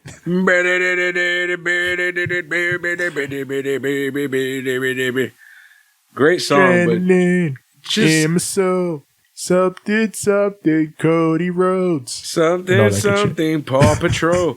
Anyways, so my thing with this, I wish it was just wrestling has more than one royal family. That's it. That would be perfect for me. Yeah. Because this intro is getting healer and healer, and it's not something new. The entire internet talks about it. Like, it's not just me who had this problem like months back. Like, the entire internet at this point is like, yo, this motherfucker needs to lose a goddamn intro or two. Yeah. So, Cody, do something about that, unless you're going to be a heel, because that adds to the heelness. Yeah. So, here we go. Mm-hmm. Dog collar match. We can hold peace? Everyone thought Cody would be the one to bleed immediately. We can hold peace? We can hold peace. Okay. Bring it. Yeah. See, everybody thought, this is a match. Cody's going to bleed. Yes. And it's not he did bleed. I was going to say, it's not a big Rhodes It's not a big Rhodes family match, baby, unless there's some color. If there's you gotta no get some color there. If you ain't got no color in that match, I don't need to hear about it. I don't want to know about it. It's not even a real match. It's one of those TV matches that you have when they put you on the book at the last moment. But at the end of the day, brother, but we got to do it just like this. Understand? The American Dream, Dusty Rhodes, told his boys, when it's a big match, boys, you have to bleed like it. Do you remember how my forehead used to look? Do you remember that? Why do you think me and Ric Flair used to make each other bleed like it was nobody's business? Exactly. Why did I exactly just go how so it goes. Oh, man. So, Goth Cody. While Cody does shed blood in this match, as you would expect, he's not the first person to actually do so. The first person to bleed in this match is John Silver. Yo, he got decked in the face by the chain, I believe, right? Yeah. Idiot, man. What are you doing getting He's the ball? down and he's dead. Anna Jay runs over to check on him because it's just Anna Jay and Silver out there with him. And like eventually, after Silver gets busted open, he looks down at him and he's just like, get him out of here. Take him to the back. Get him out of here. Yeah, so Anna Jay just take him to the back and no Dark Order for the rest of this match. Mm-hmm. No NPCs. It was weird. Yeah. John Silver's an idiot, bro. That fucking child. He doesn't like your cooking. But, yeah. Cody, he goes for a Cody cutter. Yes. But Brody yanks his chain and pulls him off. Just pulls him off the chain. I'm just yanking your chain, bro. No Cody cutter for you. Yeah, but that shit look brutal. Ooh. Yeah. It looked like They did a lot of cool spots in this match with the chain. A lot of callbacks too to the Valentine Piper match. Yeah. Like Brody, he hits DDT on the chain, and there you go. Cody is bleeding. I will admit, I do miss the visual of Cody bleeding when he was blonde. Yeah, because his hair would always it would Ric Flair the fuck up. Yeah. Like it was a great visual. Like that bleach blonde, it always goes well in wrestling with the crimson mask. Anytime anybody, it's not even just bleach blonde. When you have light hair, period. Like for example, Triple H had regular blonde hair, and to see the blood dripping off his hair, whoa, visual. Yeah. Oh my god! Remember that shit, bro? Like at the tips of his hair was blood red, bro. Always. It was like Kool-Aid, man. It was nasty. Ugh. So Brody, go ahead. He sets up the plunder, chairs, tables, everything. But Cody comes back, pulls Brody off. He yanks his chain, pulls him off the apron, gets the Cody cutter. Yeah. And then, as you know, he who sets up the table will go through the table. During picture-in-picture, no less, Cody hits a fucking package pile driver off the apron through the table. During Pip, my man. During the Pip. It was... See, when JR be telling y'all, watch the Pip. Yeah. He not lying. You have to, because that package pile driver, how do you pick up a man that large compared to you and give him a fucking... He turned him into a little fucking box. Yeah, crunches him up. And Brody's so fucking big that when he lands... Like the back of him just lands flat on Cody. So Cody like takes a slight bump. Crazy, man. Yeah. And there goes more blood. Yeah, with that, Brody's now bleeding. Yep. Oh, man. So they do this cool callback to the Valentine Piper match where Brody is trying to pull Cody from the outside into the ring via the dog collar. Like he's trying to yank him and pull him over the top rope. Cody blocks it. Yeah. He's able to stop it. So after that point, Brody picks up a chair and just fucking yeets it at Arn on the ramp. Arn looked at him like, fuck? You fucking what, mate? I'm an octogenarian. Damn. Yeah. So Arn, no matter how old this man is, he don't give a fuck. He hits the badass, ring. He wants to smoke. But then Alex Reynolds is back. Yeah. Reynolds hits the ring, and he is the sacrificial lamb to get hit with that double-A spine buster. Spine on the pine, as JR called. Yeah. He does it so fucking... How are you this age and still crisp? Oh, my God. Jesus. Beautiful. The benchmark for the spine buster. I remember people used to even shit on The Rock Spinebuster. Oh, yeah. Closest Spinebuster that I like towards him is like, I guess, Triple H's. Yeah. But like, it's almost like he's faking it. I don't like Austin Spinebuster. Oh, because this is a release. Yeah. Yeah. But go ahead. You know who had a good release Spinebuster? Farouk. Yeah. But it's the power that he threw behind it. He fucking get the fuck down. He threw you. Like with Austin, he would shit toss you like it's a shoot fight. Like, you know? Yeah. I'm gonna just shit toss you. But with Farouk, it was like, I'm gonna lift you, grab you by your chest, and slam you through the mat. Yeah. Mean, bro. You gonna feel this. Back to the match. Yes. Cody hits Crossroads, and Brody kicks out at 1. Jesus. Man, of all the things that is my shit in wrestling, angry kickouts at 1. Yes. I love that AEW is like bringing that shit over to the States in full. Fighting spirit kickouts are my shit. When you do a good fighting spirit kickout, that shit makes me mark out. Remember when we used to play the actual games, right? And every time that a motherfucker would kick out at 1, fighting spirit. Man, we gotta play us some 2K soon. As soon as they come up with a game good enough for us to play. Right. Like, gotta love that damn fighting spirit. Yeah, fighting spirit. So now Cody hits him with the final cut. Yes. Because, revenge from my brother. And then in yet another Piper Valentine callback, and then the final Piper Valentine callback, he wraps that chain around Brody's face, around his nose, and around his mouth. Yep. And then he drops him with one more Crossroads. And that gets the win. Once again, Cody is your TNT champion. Yep. Now, awesome match. Yes. Awesome match. Yes. There are those that do not agree with this result. And I won't front. I am one of them. Ooh. I thought that there was so much more for Brody Lee to do with this championship. But I feel like there's going to be more. I feel like this is not the end. Sure. I feel like this is the beginning of a different chapter, and they're going to ring around the rosy right quick, give Cody a few people to feud with, and then this is going to turn different ways. And then they're going to give it back to Brody. We'll see.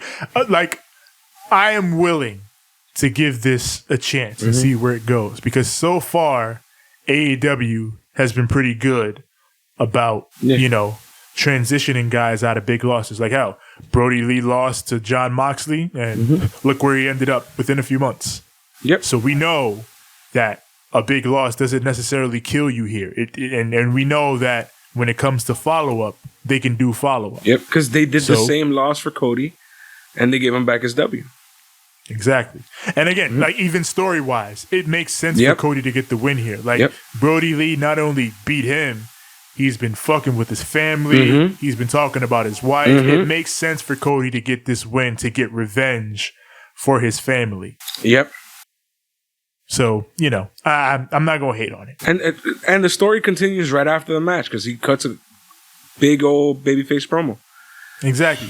One of those classic impassioned Cody promos saying, there were people who wanted me to go down a dark path. People who saw me dye my hair and thought I was going to do things differently.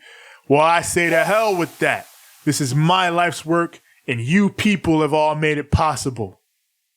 He says, you know what I want to do for Dynamite's anniversary next week? I want to defend this TNT championship. And then Tony asks him, well, who do you want to defend it against? Before he can give an answer, out walks Orange Cassidy. Steps onto the stage, gives the thumbs up, or half thumbs up. And Cody gives a full one, like, yes, I agree. So we're set. Cody versus Orange Cassidy next week, TNT Championship. Now you know.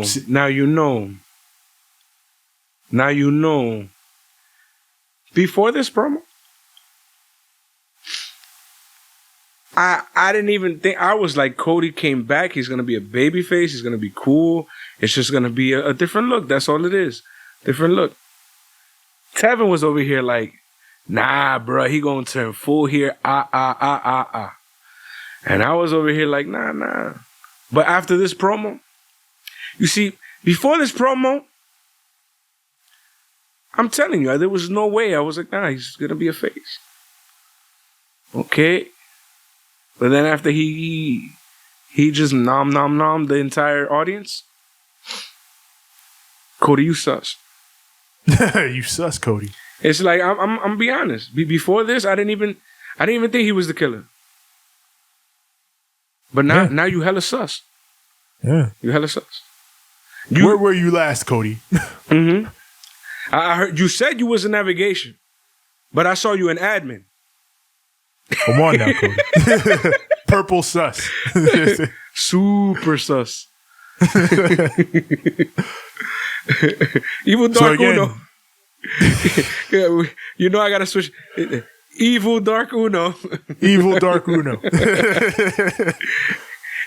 Evil Uno Dark One. Yeah. Oh man. So we'll see where the storytelling goes with this situation. So we got some new competitors in that World Championship tournament. New challenger. New challenger number 1. Mm-hmm. Wardlow. Obvious. New challenger number 2. Colt Cabana. Not that obvious. Repping that Dark Order. Yeah, not that obvious. Huh. And new challenger number 3.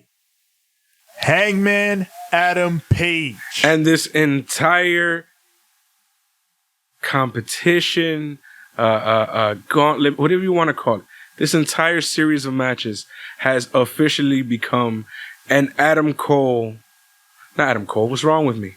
Kenny Omega versus Adam Hangman Page feud storyline angle. It is official. And Marvez, he's with Kenny in the back. There he's you asking go. his thoughts on being back in singles. There and Kenny, you go. He says, hey, I've been waiting for a shot at the world title for a year now. I've been waiting for my shot at getting back into it. So I'm happy I'm back in singles. You know, as far as this tournament goes, I've won my share of tournaments, which, another New Japan reference. Because as we know, Kenny Omega very famously won the G1 Climax.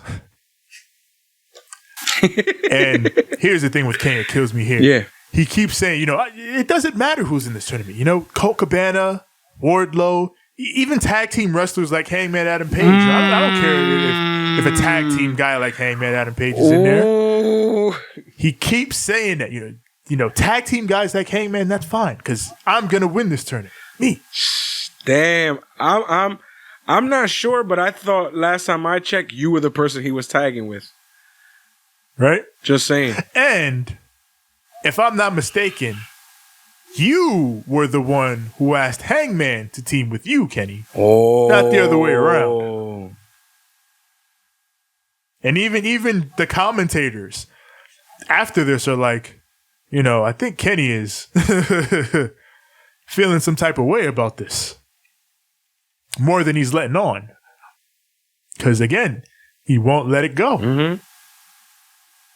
So, again, like you said, it looks like Kenny and Hangman are on a collision course in this tournament. So we're going to see. Let's see what happens. And now, Big Swole. Swole. Swole. Swole. Swole. Swole. She's taking on Serena Deeb. Serena Deeb is back. Yes. Just give me her all the time. This match, more than anything else, showed that they should absolutely sign Serena Deeb. Like, no question. They need the talent. They need someone as good as Serena. Like, give me Serena Deeb and Sheeta now. You know what kind of vibes she gives me, bro? She gives me mad Molly Holly vibes. Like modern day Molly Holly. I love that shit. And I don't mean like Mighty Molly style. And I mean like watch her actual matches. Like she was really, really good. You know what I'm saying? And Serena in this match just gave me that same feel, that same vibe. And then not to take anything off Swole, because Swole got in there and whooped some ass. left and right chops looking mean as fuck. Or she was good. This is exactly why I think Serena should be here, because you need someone with her level of experience. Because I think what people don't realize about the AEW women's division are most of them are fairly inexperienced. Mm-hmm. Like Britt Baker has been wrestling for a couple years. Yeah. Chris Statlander, she's injured, but she's been wrestling a couple years. Penelope Ford, a couple years. Like most of the people on this roster have only been wrestling for so long, so they're still improving, they're still learning. There's still a lot that they're trying to figure out. Yeah. And having someone like Serena Deeb there gives you a veteran to bounce off of and elevate you, because you're going to work better than you normally would working with someone as crisp and tight as Serena Deeb. Yep. They need her there to help these women out. Yeah. She's a vet. You know, you got a lot of young female stars. Perfect position. She can be their Undertaker. Yeah. So I really do hope they sign Serena, because a great find for them. Yep. And then after this, can I talk about how cool Jon Moxley is? Oh my God, man. Can this man get any cooler, bro? Best promo in the business. Oh my God. He's so like shook but not shook. I don't understand it, but he's just, it's like he doesn't give a fuck, bro. It's like, well, I'm gonna die.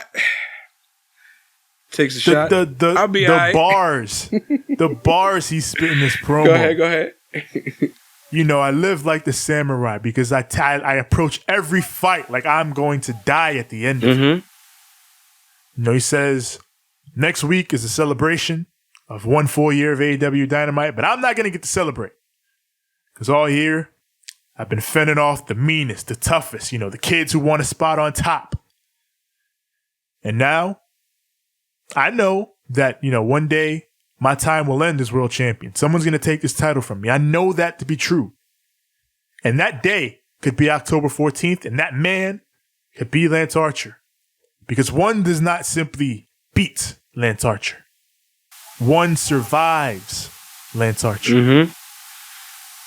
Because, see, I faced Lance Archer before. There's another New Japan reference. Yep, that's what I was going to say. Go ahead. January of this year, in the Tokyo Dome, me and Lance Archer, we had a Texas death match. And I barely left out of Tokyo with my teeth in my head and my head on my shoulders. That match was fucking brutal, man. You remember, bro? Of course. God damn, yeah. That was one of like the first Moxley matches where I was like, this is who he needs to be all the time. WWE, what the fuck were you smoking? Ah, man.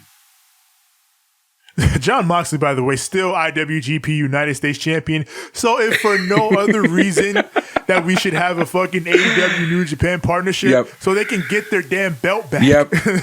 He's been holding that shit hostage for a hot minute. But yeah, I bet you they don't mind it because it's like, that's their world champion.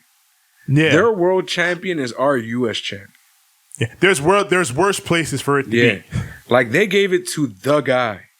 Yeah. And I imagine like the main reason Moxley can't defend it is COVID. Yeah, you can't go over that. But, yeah. So it's not even beef. They're just like, okay, we get it. Yeah, like he'll be back soon whenever he can. Whenever this all opens back up. Yeah. We're all in the bubble right now. Yeah. So, you know, Moxie says, it is very possible that Lance Archer takes this world championship from me next week. But I tell you this, he's going to have to pry this title from my cold, dead hands. I will not give it up willingly because I've never laid down for anybody. So like you say, Lance, everybody dies, takes a shot, slams it down. That's it. He used that line. So savage. Everybody dies. Like I always talk about it, the way Jon Moxley lays out the story is perfect every time. Every time. He does the damn thing. His like fatalistic viewpoint on this match.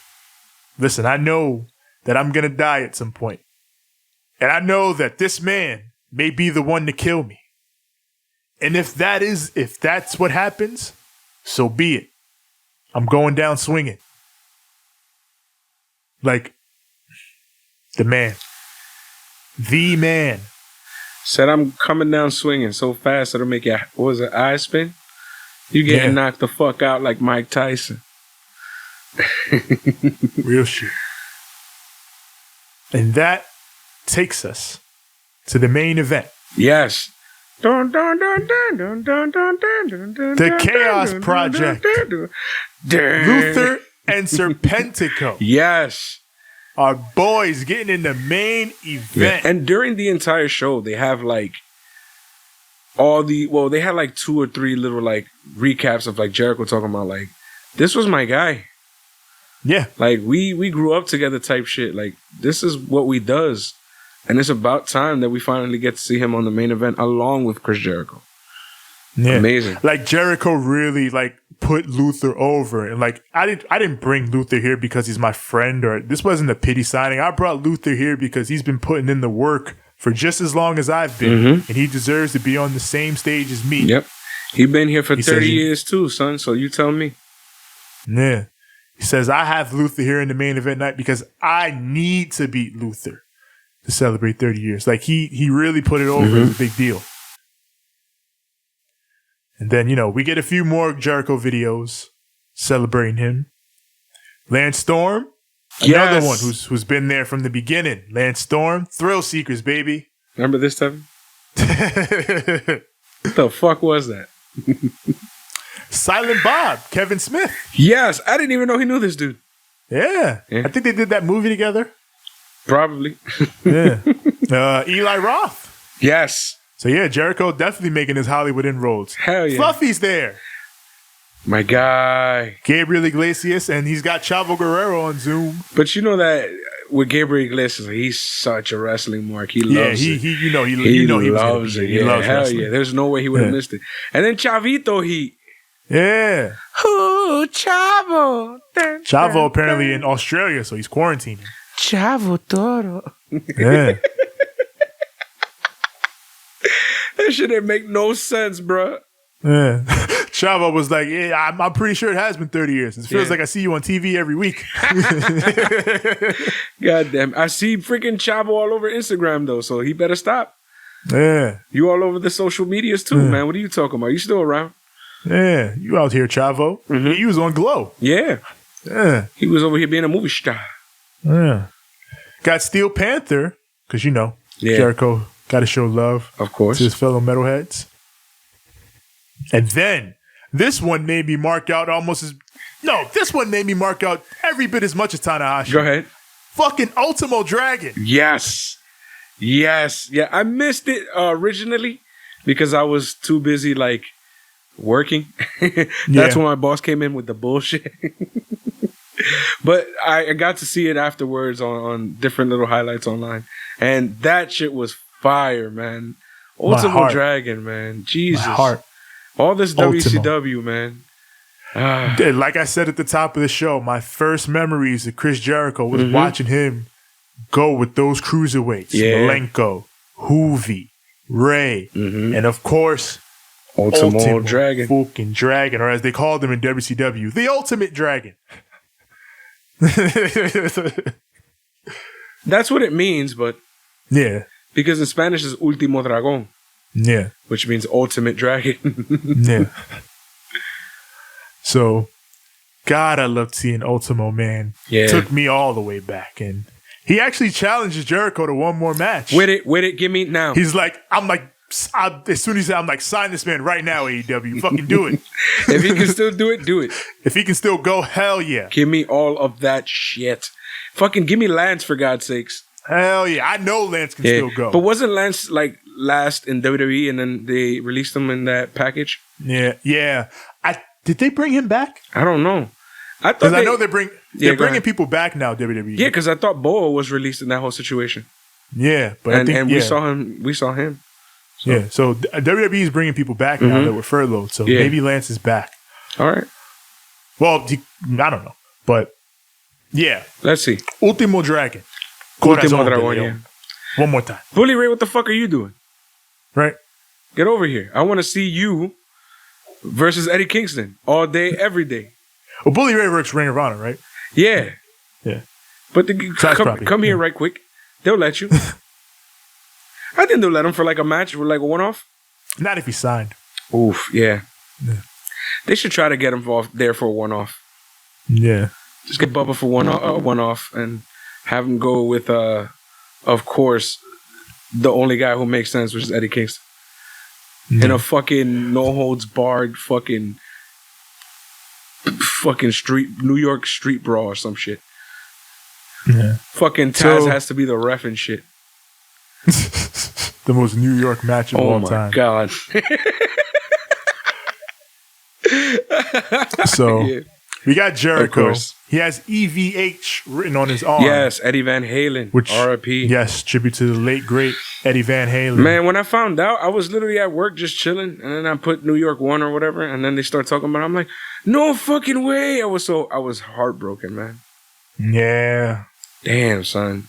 Another one, man. 2020, stop taking on my people. Right? Like that one hurt. But, you know. Shocking as hell, man.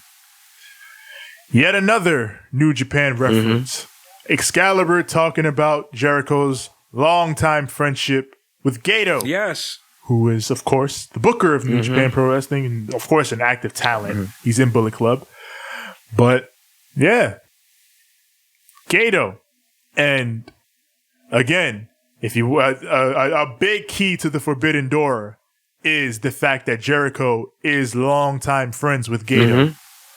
So, again, open that Forbidden Door. Open it. It's gonna happen. Like, it's gonna happen. Yeah. Just wait. Just you wait. In the early going of this, Luther and Jericho both look fired up. Yeah. Like they both, I guess, recognized the moment. Like, hell yeah, we here. And all the way back to 1990, we're here. Like, Luther was moving. He was moving. Probably the best I've seen since he's been here. And then he gets gassed, but that's okay. It happens, yeah. He's up there. He's up there in age, and he's got a lot of bumps on his bump card. Damn, a lot of bumps. Yeah.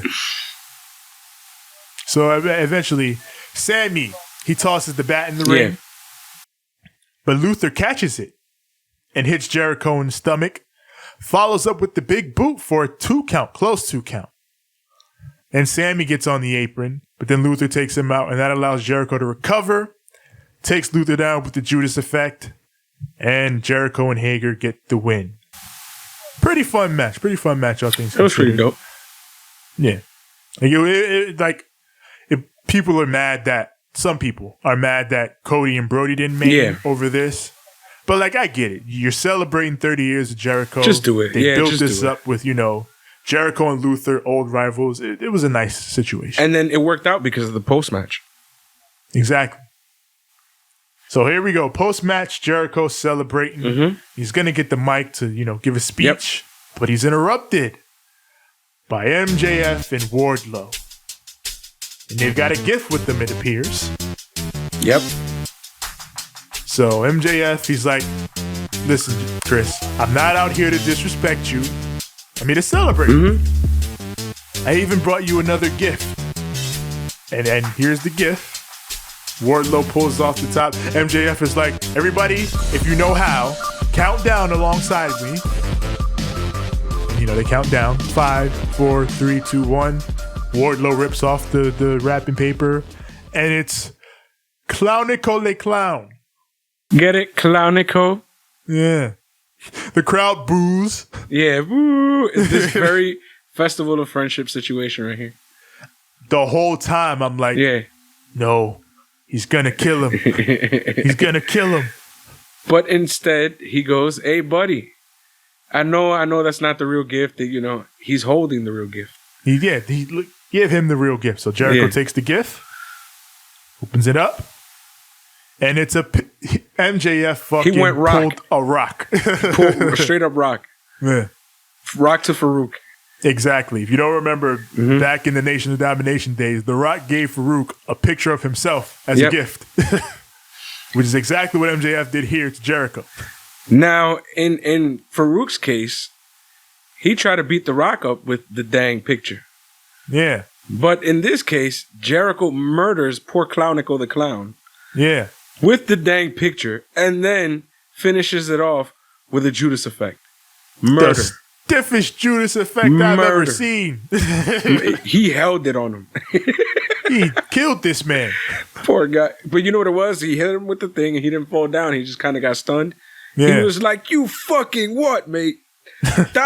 Just murders him. He drops like a sack of shit. Yeah. So he grabs the mic, gets in MJF's face, and he's like, "Never interrupt me again." And they're staring each other down, and I'm like, "Oh no, it's gonna happen. It's gonna happen." And then they laugh it off, and it's all good. And then a who's who of all the heels. Right, all the heels come out. Yep. And to celebrate. And this becomes Saturday Night Live because as this is happening, the credits roll and it's all Chris Jericho. All Chris Jericho. Tell him, executive producer. Chris Jericho.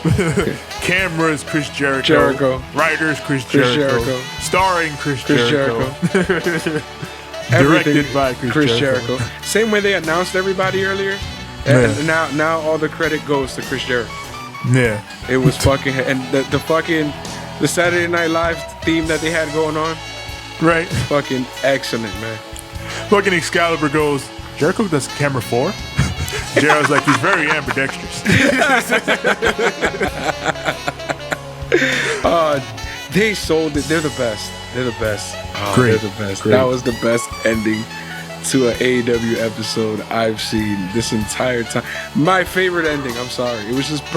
It was like they knew they had to troll with this, and they trolled heavy. Nothing will beat Brody killing Cody for me, but this is a strong number 2. Nah, that was beef, but this was good in a different way. Like this was great. It hit me here, you know. It was too funny. Man, I was crying, and then this is like my last thing I see. Like once I'm leaving work, so think about how great I felt as I'm clocking out. Look at this shit. Yeah, great. Now I get to go home and rest. Man, it was it was so great, man. Yeah. Jesus. Well, Tevin. Yes, sir. This has been the Wednesday Night War. I can't believe it. What a great 2 episodes. I lost my mind. Hell of a night of wrestling, as it usually is on Wednesdays.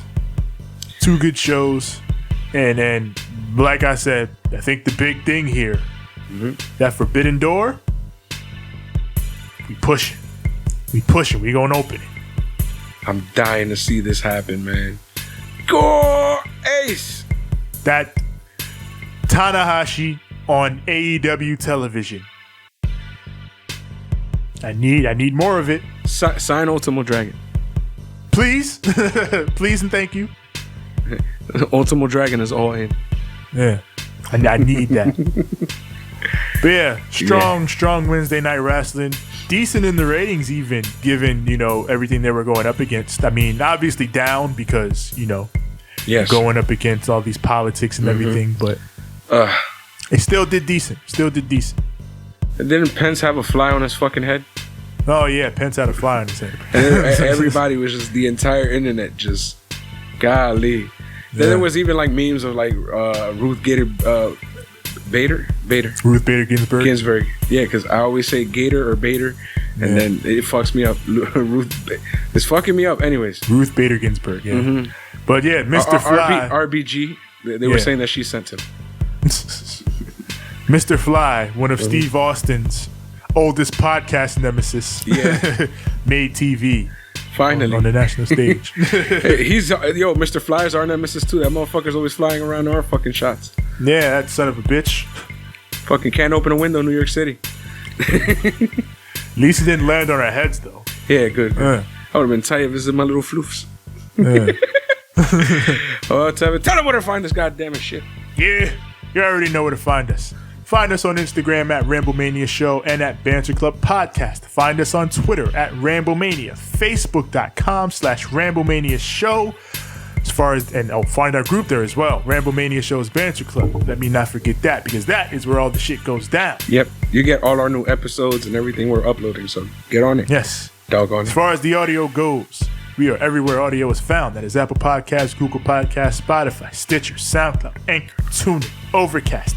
Everywhere your podcasts are found, search Ramblemania Show or Banter Club. As far as the visuals, right here, youtube.com/Ramblemania Show.